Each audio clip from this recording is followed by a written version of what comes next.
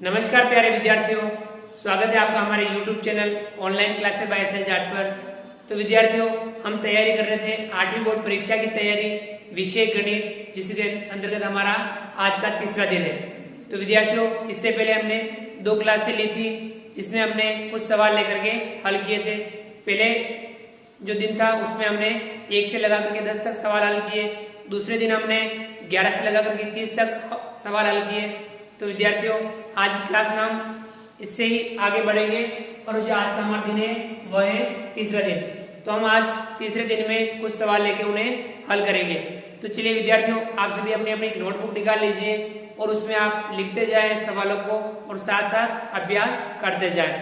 तो विद्यार्थियों, यदि तक आपने अभी तक हमारे इस YouTube channel online classes by SL Jat को सब्सक्राइब नहीं किया है तो प्लीज नीचे दिए गए लाल रंग के सब्सक्राइब बटन को दबा करके हमारे इस YouTube चैनल को सब्सक्राइब कीजिए। Bell icon all notification bell दबाइए ताकि आप तक हमारे लेटेस्ट वीडियो सबसे पहले पहुंच पाए। आप अधिक से अधिक विद्यार्थियों मित्रों तक हमारे वीडियो शेयर जरूर कीजिए। तो विद्यार्थियों, no time pass, only class, और इसके अंतर्गत हम आज तीसरे दिन जो गणित विषय की जो तैयारी कर रहे थे 8वीं बोर्ड की, उसके अंतर्गत हम आज तीसरे दिन की तैयारी शुरू करते हैं और इसका अभ्यास करते हैं। तो विद्यार्थियों, गणित को ज्यादा से ज्यादा अभ्यास के माध्यम से समझ सकते हैं और सीख सकते हैं। तो विद्यार्थियों, आज हम उसी चीज से आगे सवाल नंबर लेते हैं 31।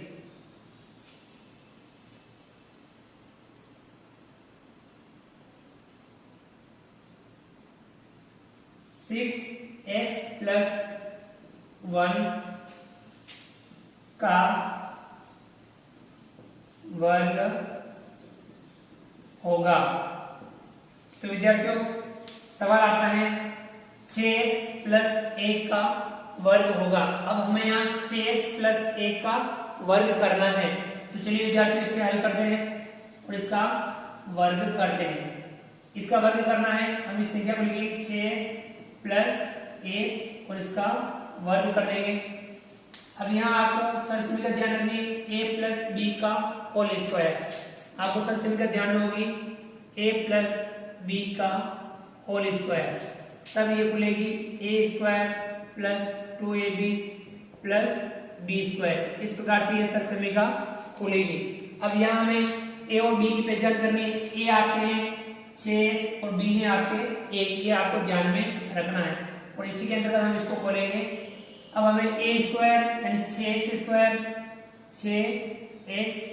स्क्वायर प्लस 2ab प्लस 2 गुणा 1 यानी 6x गुणा b यानी 1 प्लस बी स्क्वायर यानी 1 का स्क्वायर करना है इस सरसमीका के जैसे।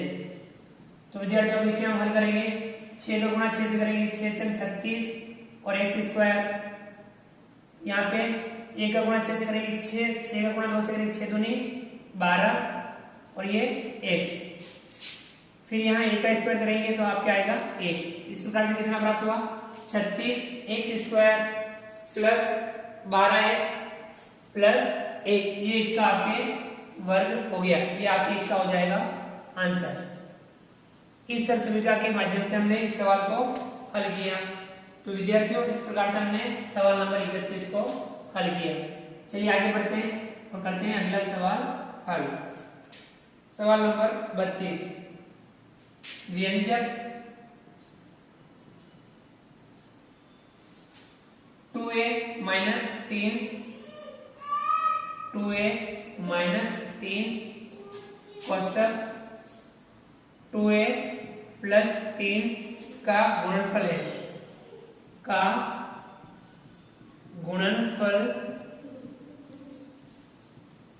है। यानी हमें यहाँ पे व्यंजक 2a माइनस 3 2a प्लस 3 का गुणनफल करना है। तो विद्यार्थियों, इसे हम हल करेंगे। यहाँ को ध्यान रखना है 2a माइनस 3 और 2a प्लस 3, एक बार माइनस में एक बार प्लस में, यानी आपकी यहाँ सरसमीका लगेगी a प्लस b और a minus b।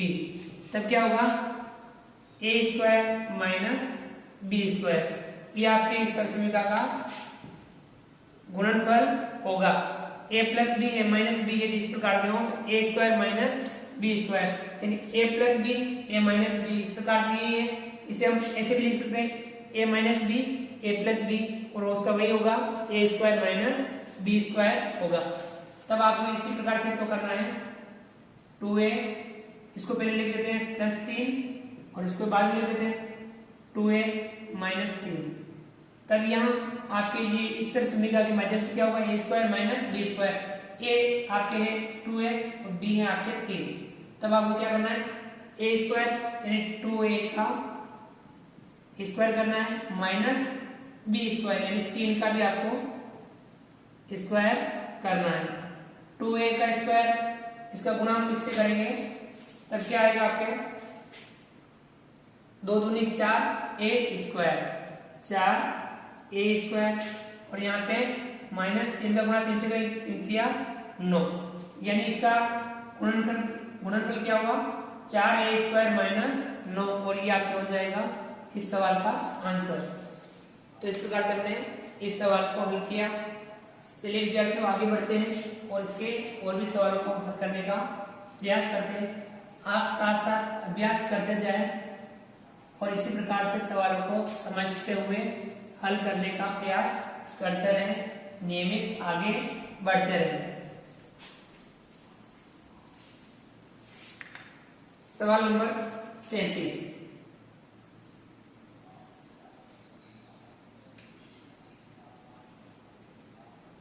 X square plus कोष्टक A plus B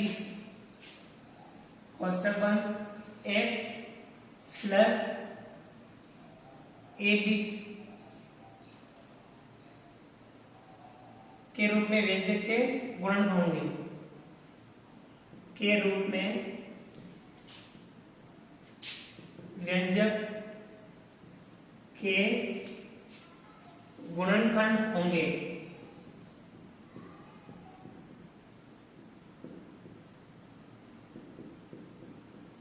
तो यहाँ विद्यार्थियों में इनके गुणनखंड करने हैं ए स्क्वायर प्लस कोष्टक ए प्लस बी कोष्टक बंद है प्लस ए बी के इस व्यंजक के हमें गुणनखंड करने हैं।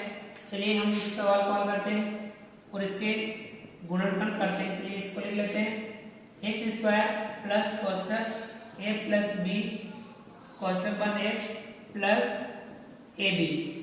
अब यहाँ इसके गुणनखंड करने हैं, तो यहाँ एक्स स्क्वायर है और यहाँ पे ये एक्स है, इसका गुणा इन दोनों से होगा, ए से भी होगा और बी से भी होगा। इसको हम खोलेंगे कोष्टक को, इस प्रकार से इससे गुणनखंड करेंगे एक्स स्क्वायर इसका गुणा ऐसे करेंगे प्लस ए एक्स इसका गुणा ऐसे करेंगे plus B X plus A B.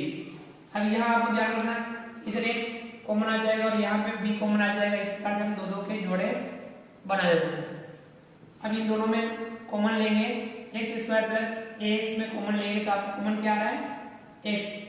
यहाँ इन दोनों में x इंटू एक्स है और यहाँ a इंटू एक्स है, तो दोनों में कॉमन क्या आ रहा है x कॉमन आ रहा है। अब इस कॉमन का भाग इसमें देंगे तब यहाँ एक घात कम पड़ जाएगी, इसका भाग इसमें देंगे x कट जाएगा प्लस a बचेगा। अब यहाँ इन दोनों में हम b कॉमन आ रहा है तो यहाँ प्लस b कॉमन लेंगे और b का भाग इसमें देंगे, यहाँ कितना बचेगा x, b का भाग इसमें देंगे, यहाँ बचेगा a। इस प्रकार से यहाँ आपके ध्यान में कोष्टक में सेम आना चाहिए, यहाँ पे इतना सा ध्यान रखना होगा। x प्लस a आ रहा है और यहाँ पे x प्लस a आ रहा है, यानी कोष्टक में दोनों में समान आ रहा है, तो इतना सा अपने को ध्यान में रखना होगा। अब क्या करेंगे, जो वापस जो कॉमन आ रहा है ये वाला दोनों में कॉमन आ रहा है, इसको एक बार लिख देंगे x प्लस a। अब इसका भाग इसमें देंगे क्या बचेगा x, इसका भाग इसमें देंगे क्या बचेगा प्लस b। इस प्रकार से इस व्यंजन के गुणनखंड क्या हो गए x plus a x plus b, और ये आपका हो जाएगा आंसर। तो विद्यार्थियों इस प्रकार से हमने सवाल नंबर 33 को हल किया। चलिए आगे बढ़ते हैं और इसका अगला सवाल करते हैं। सवाल number 34, X square 6x plus 18 X Y का सार्वगुणनखंड है। का सार्वगुणनखंड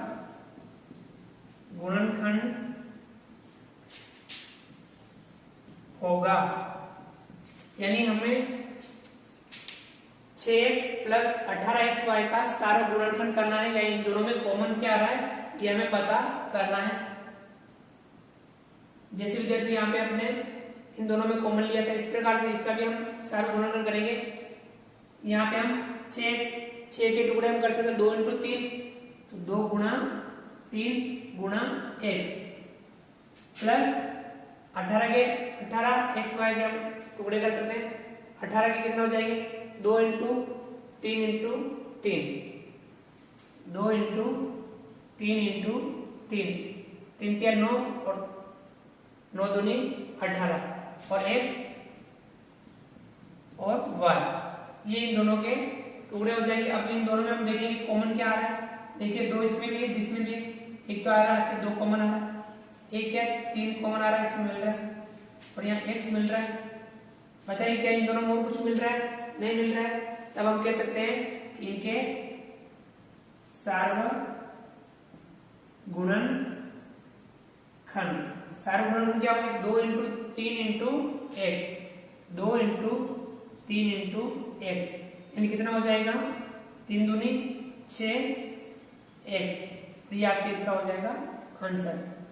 यानी 6x प्लस 18xy में सार्वगुणनखंड अर्थात कॉमन क्या है वह है 6x। इन दोनों में हम 6 कम 6 3 18 संख्या में आपके 6 कॉमन है, और x और यहाँ xy कॉमन क्या है x है। इसे हम डायरेक्ट भी लिख सकते हैं 6x, ये हमने डिटेल से थोड़ा देखा। इसे हम डायरेक्ट भी लिख सकते हैं कि दोनों में कॉमन क्या आ रहा है, वह बड़ी से बड़ी संख्या जिसका भाग दोनों में जाता हो वो है 6x। तो विद्यार्थी इस प्रकार से हमने सवाल नंबर 34 को भी हल किया।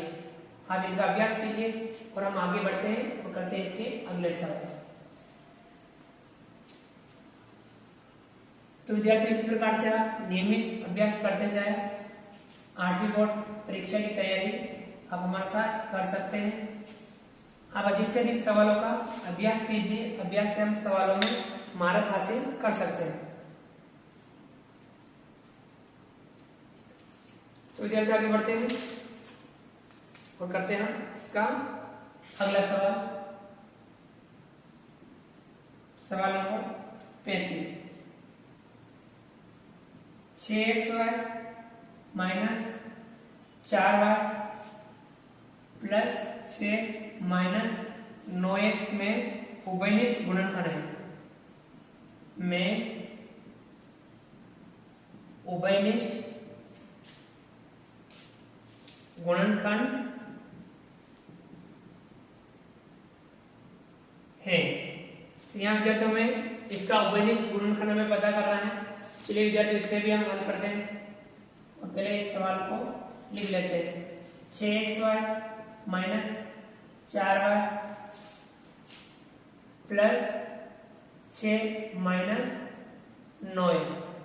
तो विद्यार्थी यहाँ आपको ध्यान में रखना है इन दोनों में y और 4 और 6 में कॉमन क्या आ जाएगा 2, और यहाँ पे y कॉमन आ जाएगा। अब यहाँ पहले हम इसको 2 के जोड़े बना लेते हैं। जो समान दिख रहे हैं उनका हम जिसमें हम कॉमन ले सकते हैं उनके हम जोड़े बना लेंगे। और यहाँ पे इन दोनों में कॉमन क्या आ रहा है 6 और 4 में कॉमन क्या आ रहा है 2 का भाग इसमें भी जा रहा है, इसमें भी जा रहा है। फिर xy और यहाँ पे y हम यहाँ लेंगे y कॉमन, इसका भाग हम इसमें देंगे 2 3 6, y कट जाएगा और x बच जाएगा यानी 3x। इसका भाग हम इसमें देंगे, पहले चिन्हों का भाग, असमान चिन्हों का हमेशा ध्यान रखना है।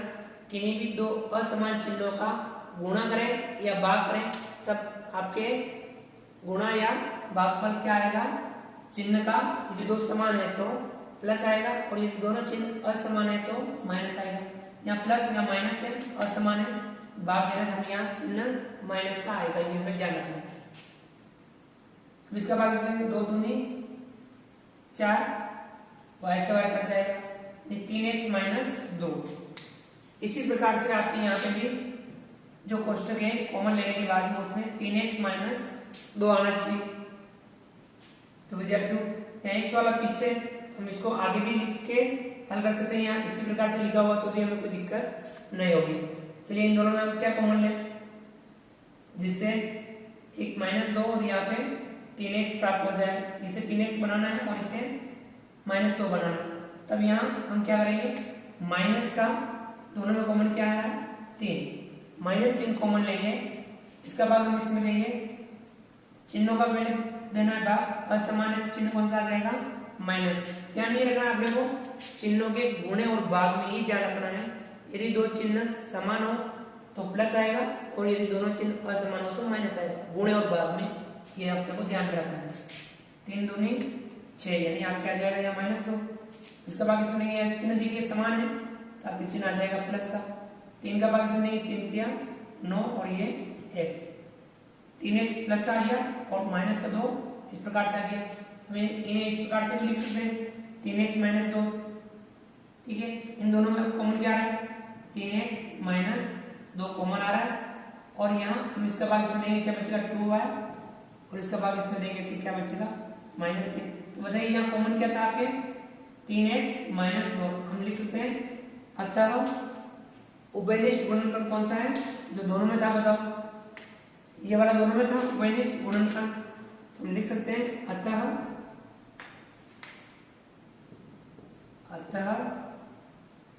उभयनिष्ठ गुणनखंड होगा या है, कौन सा होगा 3x - 2। ये आपके इसमें उभयनिष्ठ गुणनखंड है और ये हमारा आंसर हो जाएगा। तो विद्यार्थी ये था आपके सवाल नंबर 35। चलिए आगे बढ़ते हैं और करते हैं इसका अगला सवाल, सवाल number 36। 2x³ plus x² plus 2x plus 1 का गुणनफल होगा। यहाँ आपके इसका गुणनफल ज्ञात करना है। 2x की घात 3 plus x² plus 2x plus 1। चलिए इसका भी हम गुणनफल करते हैं और इसे हम हल करते हैं। 2x की घात 3 plus x² plus 2x plus 1 इसे लिख देते हैं हम यहाँ पे इन दोनों के जोड़े बना लेंगे। इन दोनों में कॉमन क्या आ रहा है x², हम ये लिख देंगे x² और इसका भाग हम इसमें देंगे तो बचेगा आपके 2x, इसका भाग इसमें देंगे प्लस का 1 और दूसरे क्वेश्चन में 2x प्लस 1 आना चाहिए। यहाँ दोनों में कॉमन क्या आ रहा है प्लस 1, इसका भाग हम इसमें देंगे तो 2x, इसका भाग इसमें देंगे तो प्लस का 1। अब इन दोनों में वापस कॉमन क्या आ रहा है 2x प्लस 1, 2x प्लस 1, ये आपके उभयनिष्ठ गुणनखंड है। तो हम यहाँ इसका भाग इसमें देंगे, क्या बचेगा x² और इसका भाग हम इसमें देंगे बचेगा प्लस का 1। ये आपके क्या हो गया, इसके गुणनफल हो गया। ये हम वहाँ हो जाएगा आंसर। तो जल्दी इस प्रकार सवाल नंबर हम 36 भी हल कर सकते हैं, इसे समझ सकते हैं। तो जब इसका आप अभ्यास कीजिए, हम आगे बढ़ते हैं और करते हैं इसके अगले सवालों। तो विद्यार्थी इस प्रकार से हम नियमित सवालों का अभ्यास कर सकते हैं। आप हमारे साथ YouTube channel online classes bye SL से जुड़े रहिए और आप अधिक से अधिक विद्यार्थियों तक हमारे वीडियो शेयर कीजिए ताकि अधिक से अधिक विद्यार्थियों को फायदा मिल सके। तो विद्यार्थी आगे बढ़ते हैं, करते हैं सवाल नंबर 37। x प्लस 3 का स्क्वायर का मान होगा।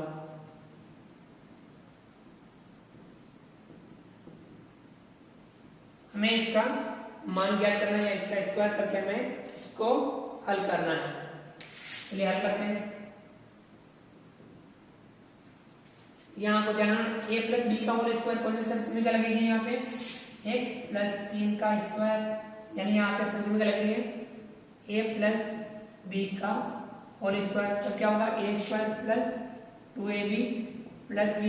तो इसके सवाल पहले भी कर चुके हैं, उसी प्रकार से हम इसके सवाल भी हल करेंगे हम यहाँ इस पे ए और बी पहचान करेंगे, ए आपके ये है और बी आपके ये है 3, ए की जगह x, बी की जगह आपको 3 लिखना है।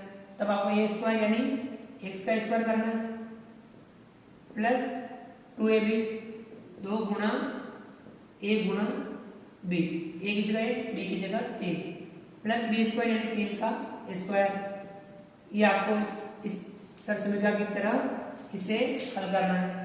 चलिए x का स्क्वायर ये गुणा करेंगे 3 दूनी 6 x और यहाँ पे 3 का स्क्वायर 3 तिया 9, तो इसका आपको मान ये इसके बराबर होगा, ये आपको हो जाएगा इसका आंसर।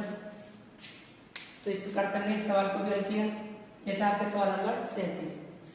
चलिए आगे बढ़ते हैं। सवाल नंबर 38,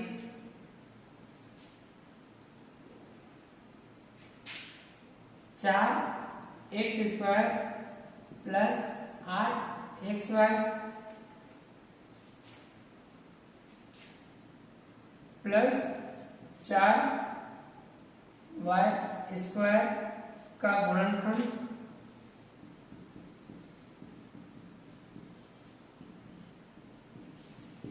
होगा। यहाँ आपको इसका गुणनखंड करना है।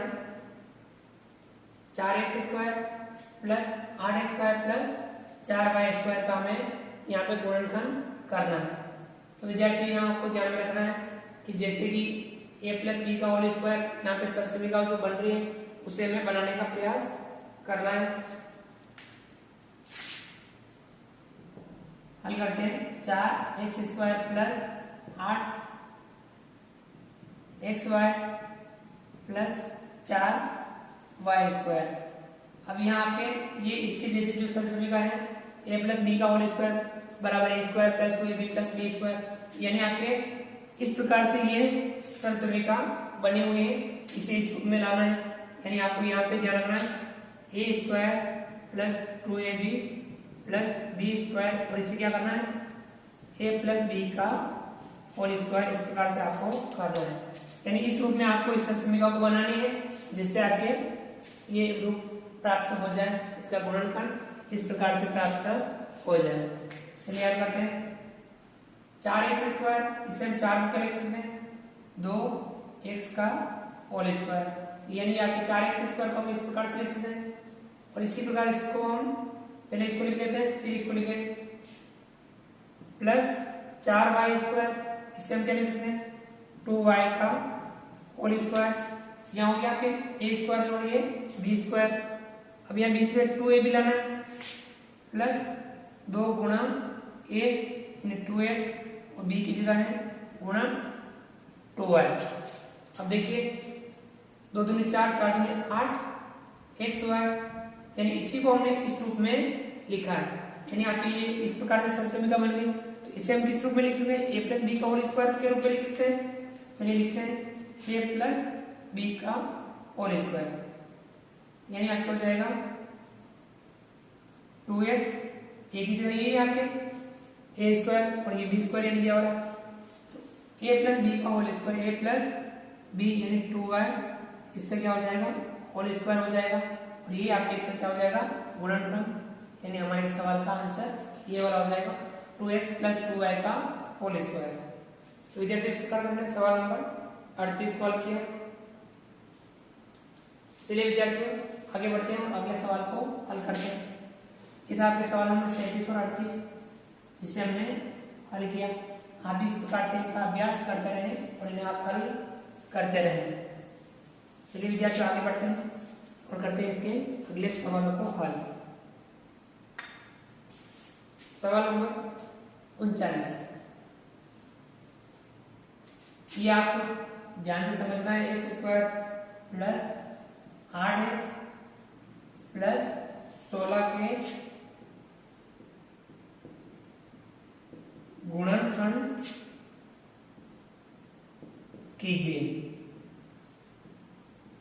यहाँ विद्यार्थियों में इसके इस व्यंजक के हमें गुणनखंड करने हैं। चलिए विद्यार्थियों इस सवाल को हल करते हैं। सवाल लिख लेते हैं x square plus 8x plus 16। इस प्रकार की जो व्यंजक है मतलब आप यहाँ देखिए कोई कॉमन नहीं दिख रहा है, तब आपको क्या करना है पहले और तीसरे वाले के गुणनफल को अलग लिखना है। एक्स स्क्वायर का गुणा 16 से करना है, चिन्हों का भी ध्यान रखना है। प्लस में आ रहा है, यहाँ क्या आ रहा है 16 एक्स स्क्वायर, इससे हमें अलग लिखना है। देखिए इन दोनों का गुणा करके हमें क्या करना है, अलग लिखना है। और अब इस बीच वाले के टुकड़े ऐसे करने हैं कि जिससे गुणा करने पर ये आ जाए और जोड़ने पर वापस ये संख्या आनी चाहिए, यानी इसी को बदलना है। इसको हम कैसे बदल सकते हैं, 4x गुणा 4x कर सकते हैं। देखिए 4x गुणा 4x गुणा करने पर क्या आ जाएगा, 4 चौके 16 एक्स स्क्वायर आ जाएगा। और वापस जोड़ने पर 4x और 4x इनको अगर जोड़े तो कितना हो जाएगा 8x हो जाएगा, यानी ये वाला मान वापस प्राप्त हो जाएगा। इसे हमें इस रूप में लिखना है। चलिए लिखते हैं एक्स स्क्वायर, इसे हमें क्या लिखेंगे 4x प्लस 4x, प्लस का 4x और प्लस का 4x और यहाँ प्लस का 16। इस रूप में हमें इस सवाल को लिखना है। अब हमें क्या करना है, दो दो के जोड़े बनाने हैं। अब इन दोनों में कॉमन क्या है, x, एक का भाग इसमें देंगे बचेगा x और इसका भाग इसमें देंगे प्लस बचेगा 4। यही क्वेश्चन आपको दूसरे में भी आना चाहिए। तो यहाँ दोनों में कॉमन क्या है, प्लस का 4। अब हम इसका भाग देंगे इसमें बचेगा x और इसका भाग इसमें देंगे प्लस बचेगा 4। अब यहाँ वापस देखिए दोनों में वापस कॉमन आ रहा है, तब क्या आएगा आपके x प्लस 4। अब इसका भाग हम इसमें देंगे बचेगा क्या, क्वेश्चन में x, इसका भाग हम इसमें देंगे बचेगा 4। अब यहाँ आपके x प्लस 4 और यहाँ पे भी आपके x प्लस 4, यानी ये आपके इस प्रकार से इसका गुणनफल हो जाएगा और ये हमारे क्या हो जाएंगे, आंसर हो जाएंगे। तो ये था विद्यार्थी सवाल नंबर आपके 39। चलिए सवाल नंबर 40 हम करते हैं। सवाल number 40, X square minus Y square का मान होगा। तो विद्यार्थी यहाँ में X square minus Y square का मान हमें पता करना है। चलिए इसे हम हल करते हैं। या आपको कुछ सरल समीकरण भी आपको विद्यार्थी ध्यान रखेंगे, ए स्क्वायर माइनस बी स्क्वायर वाली सरल समीकरण यहाँ लगेगी और उससे हमारा ये सवाल हल होगा। ए स्क्वायर माइनस बी स्क्वायर, तब क्या होगा ए प्लस बी और ए माइनस बी, यानी आपकी ये सरल समीकरण इस प्रकार से बनेगी। हमें इसी को बनाना है X square minus Y square. अब यहाँ पे ए आपके एक्स है और बी है आपके वाई, तो हमें आपको एक बार प्लस लिखना है, एक बार माइनस लिखना है, यानी एक्स प्लस वाई और एक्स माइनस वाई, ये आपको हो जाएगा इस सवाल का आंसर हो जाएगा। तो विद्यार्थी इस प्रकार से हम इसका मान प्राप्त कर सकते हैं, हल कर सकते हैं। तो विद्यार्थी ये सवाल आप अभ्यास कीजिए। चलिए विद्यार्थी हम आगे बढ़ते हैं और हम इसके अगले सवालों को हल करते हैं।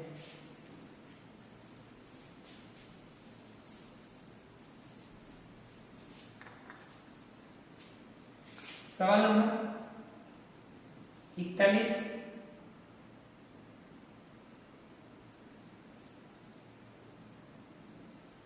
वह बिंदु जहां एक्स अक्ष व वाई अक्ष मिलते हैं कहलाता है।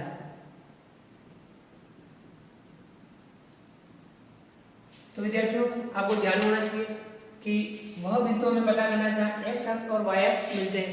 आपको पता है ग्राफ में ये इस प्रकार और इस प्रकार से, यानी ये आपके एक्स, ये एक्स डैश वाई और ये वाई डैश। जहां पे एक्स अक्ष यानी ये वाला और जहां वाई अक्ष ये वाला जहां मिलते हैं उस बिंदु को हम क्या कहते हैं, तो आपको विद्यार्थियों को पता होना चाहिए। उस बिंदु को हम कहते हैं मूल बिंदु। क्या कहते हैं विद्यार्थियों, मूल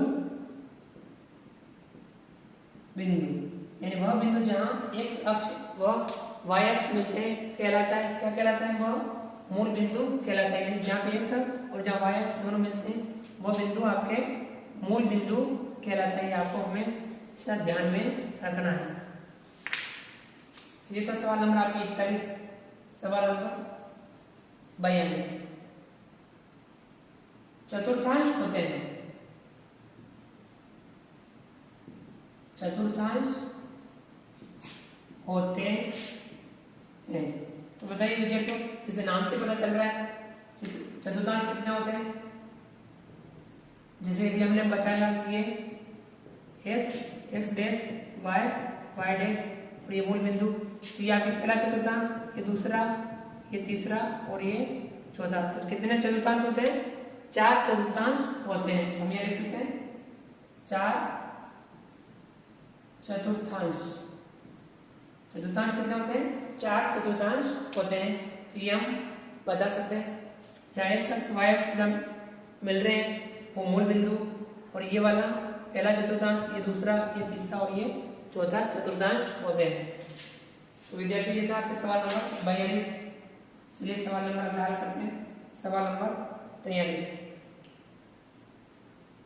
किसी बिंदु का भुज ऋणात्मक होता है। किसी बिंदु का भुज ऋणात्मक होता है।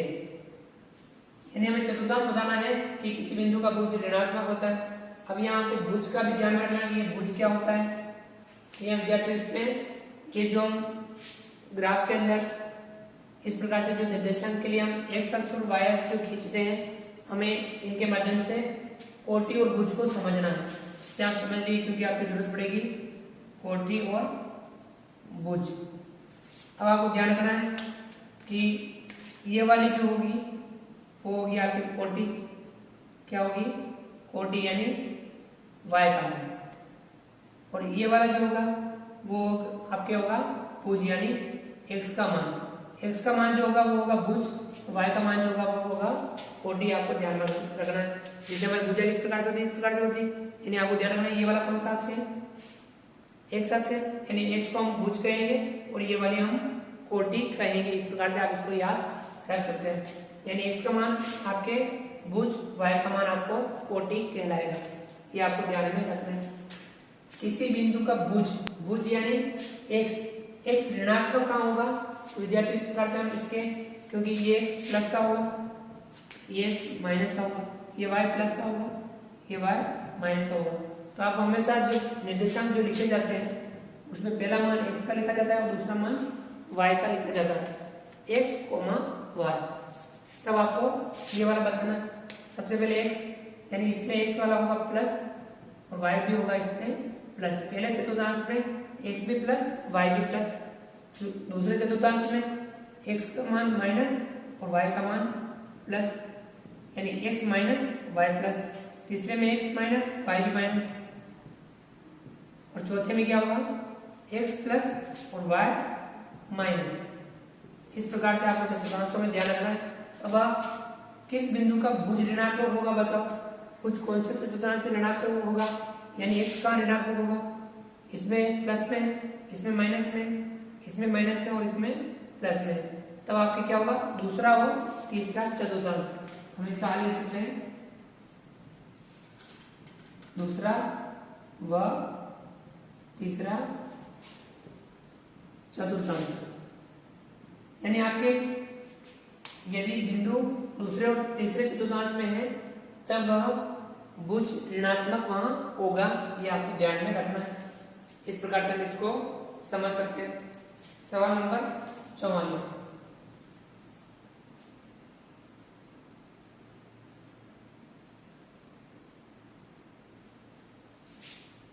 x अक्ष और y अक्ष का प्रतिच्छेद बिंदु के प्रतिच्छेद बिंदु के निर्देशांक होते हैं, के निर्देशांक होते हैं। तो यहाँ विद्यार्थियों को जानना x अक्ष और y अक्ष के प्रतिच्छेद बिंदु के निर्देशांक क्या होते हैं, ये हमें पता करना है।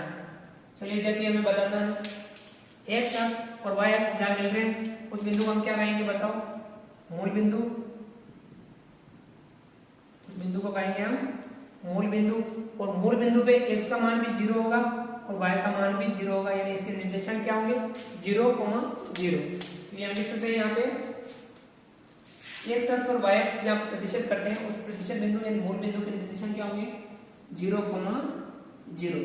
ये आपके इसका होगा आंसर।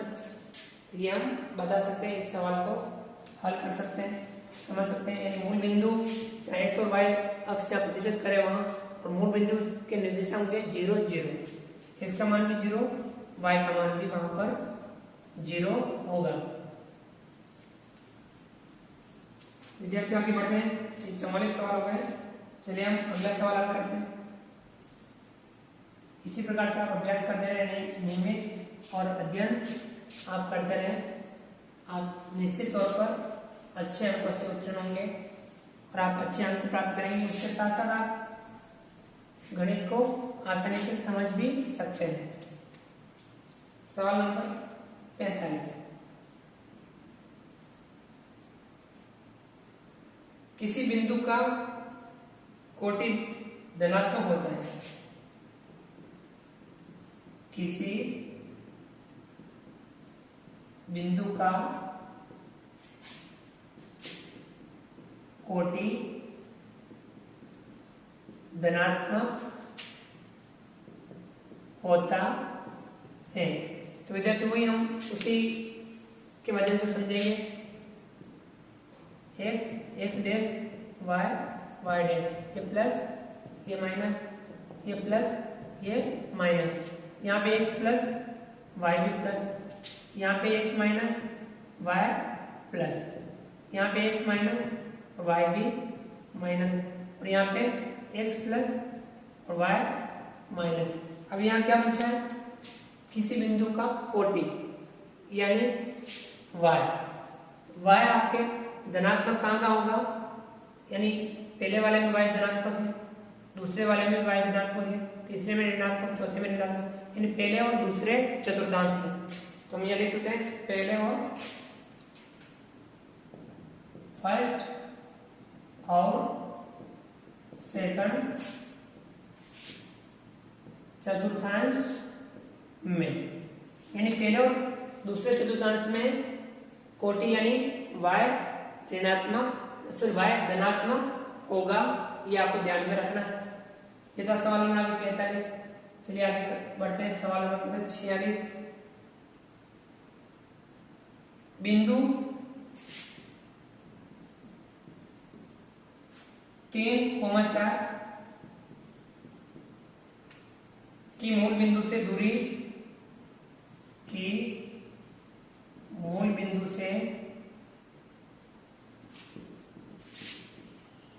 दूरी होगी।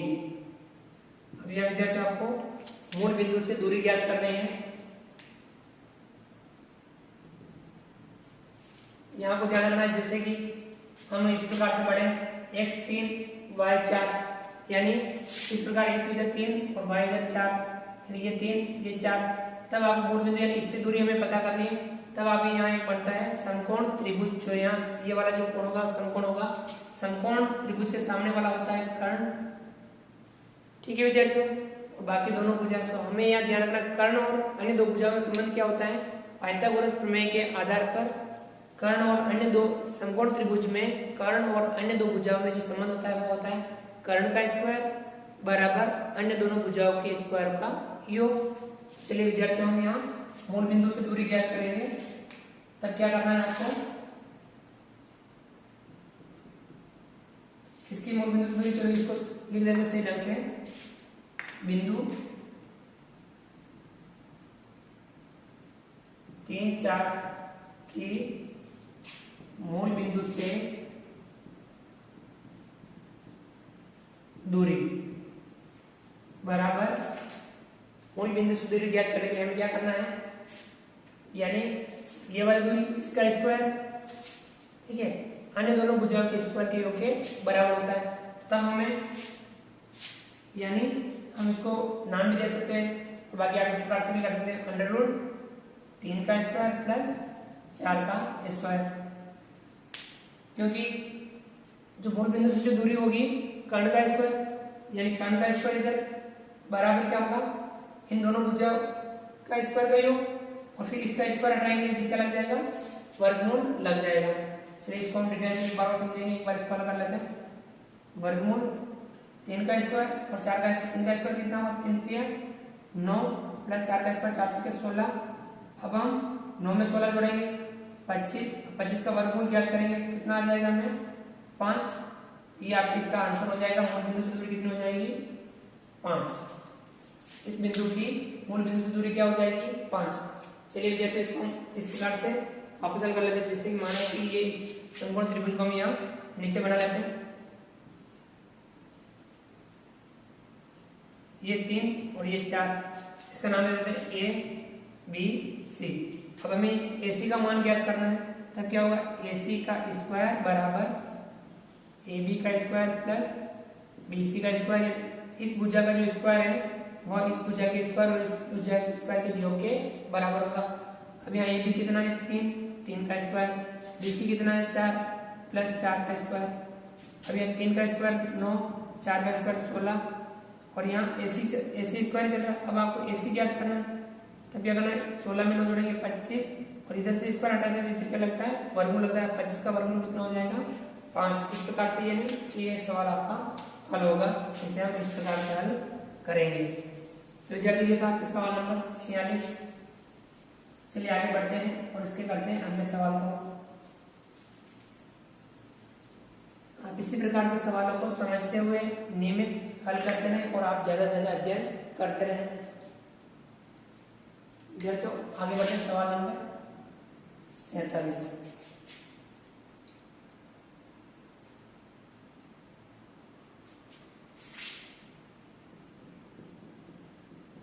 लगातार अंतराल वाले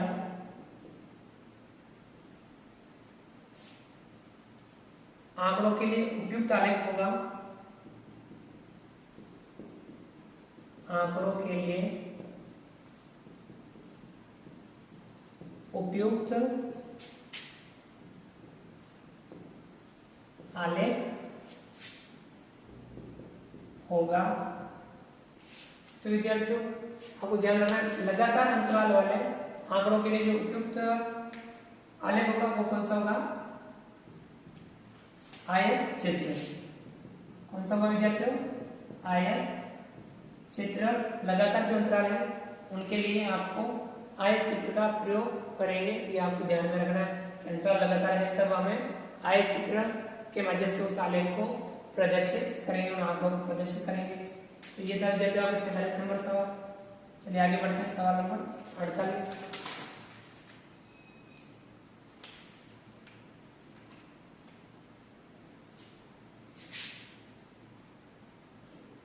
y अक्ष से लंबवत दूरी को कहते हैं। यानी विद्यार्थियों y अक्ष से लंबवत दूरी क्या कहलाएगी, आपको ध्यान रखना है कि ये इस प्रकार से ये जो x डैश y डैश, ये x अक्ष और ये y अक्ष। y अक्ष से लंबवत दूरी यानी या इधर चलो या इधर चलो, यानी वो आपकी क्या होगा x का मान होगा, और x का मान क्या कहलाएगा, आपके भुज कहलाएगा। हम यहाँ लिख सकते हैं भुज। क्या होगा, y अक्ष से लंबवत दूरी क्या कहलाएगी, भुज कहलाएगी। और इसी प्रकार से हम इसका अगला सवाल एक को लिख लेते हैं।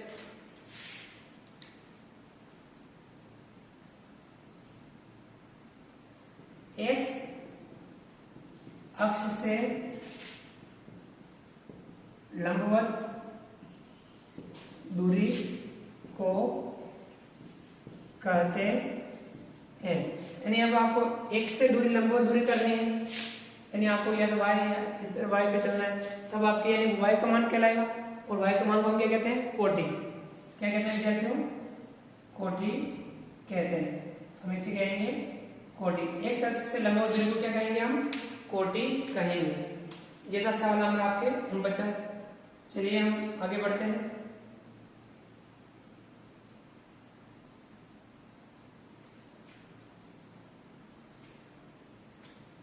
कुछ एक दो सवाल को लगे। सवाल नंबर 50,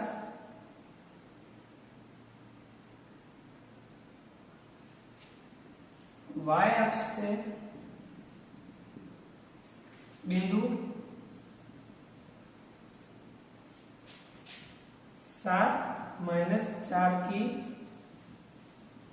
दूरी होगी। विद्यार्थी यहाँ आपको बहुत ही इजीली सवाल है, इजीली सवाल इसलिए अब y अक्ष से इस बिंदु की दूरी पूछिए, यानी ये बिंदु जहाँ होगा y अक्ष से दूरी पूछिए, तब आपको x का मान बताना है और मान दूरी में हमेशा धनात्मक मान ही बताना है आपको।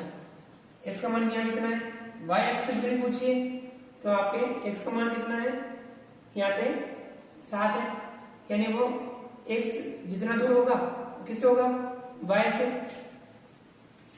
x का मान जो होगा वो आपके y से उतना ही दूर होगा, यानी 7 है, यानी y अक्ष से इस बिंदु की दूरी कितनी होगी, 7। हम यहाँ लिख सकते हैं 7 और ये आपके इसका आंसर होगा। इसी प्रकार से अगला सवाल एक और कर लेते हैं।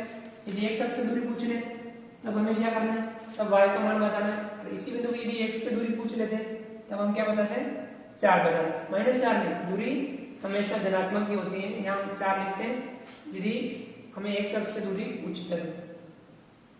हम लिख लेते हैं x अक्ष से बिंदु 8-3 की दूरी 8-3 की दूरी होगी। ये विद्यार्थी आपको ध्यान में रखना है। यदि आपको y अक्ष से दूरी पूछे x का मान बताना है और x अक्ष से दूरी इसमें पूछ रखी है तो यहाँ आपको y का मान बताना है। x कितना दूर होगा y से, y का मान जो होगा वह x से दूर होगा, यानी यहाँ पे -3 है तो आपको यहाँ पे -3 नहीं लिख करके आपको यहाँ कितना लिखना है, 3 लिखना है और ये इसका आंसर होगा। इसलिए आप इससे कंफ्यूज हो जाएंगे, इसलिए आपको ध्यान रखना है y अक्ष से बिंदु 7-4 की दूरी कितनी होगी, 7। x अक्ष से बिंदु 8-3 की दूरी कितनी होगी, 3। ये आपको ध्यान रखना है। यदि आपके x से दूरी पूछे तो y का मान बताना है और y से दूरी पूछे तो अब x का मान बताना है। तो विद्यार्थी इस प्रकार से हमने आज 8वीं बोर्ड परीक्षा की तैयारी विषय गणित के तीसरे दिन के अंतर्गत हमने सवाल नंबर 31 से सवाल नंबर 51 तक सवालों को हल किया। तो विद्यार्थियों आप भी इन सवालों का अभ्यास कीजिए और आपको आज की हमारी जो क्लास है वह कैसी लगी आप कमेंट्स बॉक्स में लिख करके जरूर बताइए, ताकि हम उसमें और कुछ सुधार की आवश्यकता हो तो वो भी हम जरूर करेंगे। तो विद्यार्थियों आपको आज का वीडियो कैसा लगा, आज की क्लास कैसी लगी, आप हमारे इस वीडियो को लाइक कीजिए।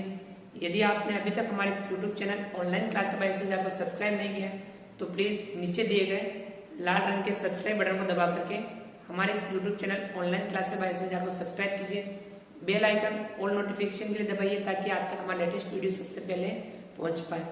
आप अधिक से अधिक विद्यार्थियों मित्रों तक जो 8वीं बोर्ड की तैयारी कर रहे हैं उन तक आप हमारे इस वीडियो को जरूर पहुंचाइए ताकि उनको अधिक से अधिक फायदा मिल सके, वो भी अधिक से अधिक अभ्यास कर सके। तो विद्यार्थियों मिलते हैं अगली क्लास में नए वीडियो नए कंटेंट के साथ में। तब तक के लिए थैंक यू, धन्यवाद, जय हिंद, जय भारत। आपका दिन शुभ रहे। Thank you.